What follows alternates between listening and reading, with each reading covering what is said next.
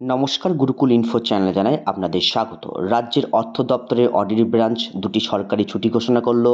যে ছুটির তালিকা আমাদের দেওয়া হয়েছিল সেই ছুটির বাইরে এই ছুটি ঘোষণা। কারা কারা এই ছুটি পাবেন, কোন কোন বিষয়ে অর্থাৎ কোন বিষয়ক এই ছুটি, তা অর্থ দপ্তরের অর্ডারে সম্পূর্ণভাবে উল্লিখিত বিষয়টি আপনাদের সামনে শেয়ার করার চেষ্টা করব। ভিডিওটি শুরু করার আগে চ্যানেল যারা নতুন তাদের বিশেষ অনুরোধ, চ্যানেলটি সাবস্ক্রাইব করে পাশে থাকবেন, পাশে থাকা বেল বাটনটি অবশ্যই প্রেস করে দেবেন। প্রথম অর্থ দপ্তরের অর্ডারটি 24/6/2026 প্রকাশিত হয়েছে মেমোরেন্ডাম আকারে।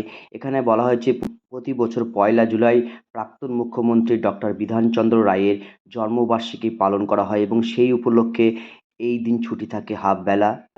আগের বছরগুলোর মতো এই বছরও ডাক্তার দিবস উপলক্ষে অর্থাৎ ডক্টর ডে পালন করার উদ্দেশ্যে হাফ বেলা ছুটি থাকবে। কারা কারা এই ছুটি পাবেন দেখুন, একদম নিচে দেওয়া হয়েছে।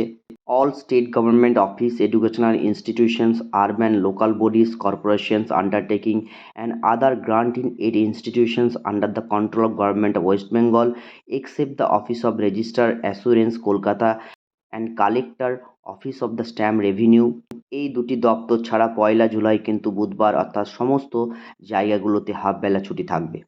পরের অর্ডারটি রাজ্যের অর্থ দপ্তরের 23/6/2026 প্রকাশিত হয়েছে নোটিফিকেশন আকারে।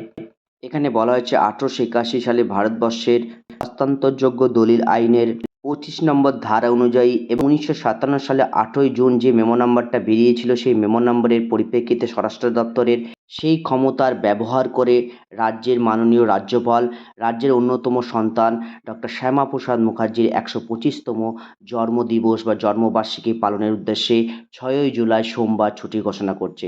ছুটির পুরোপুরি সম্পূর্ণ সরকারি ছুটি, তাই সমস্ত দপ্তরে কিন্তু ছুটি থাকবে।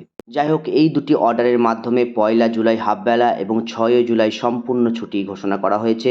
ভিডিওতে এইটুকু তথ্য আপনাদের সামনে শেয়ার করলাম। সকলে ভালো থাকুন, সুস্থ থাকুন, ধন্যবাদ।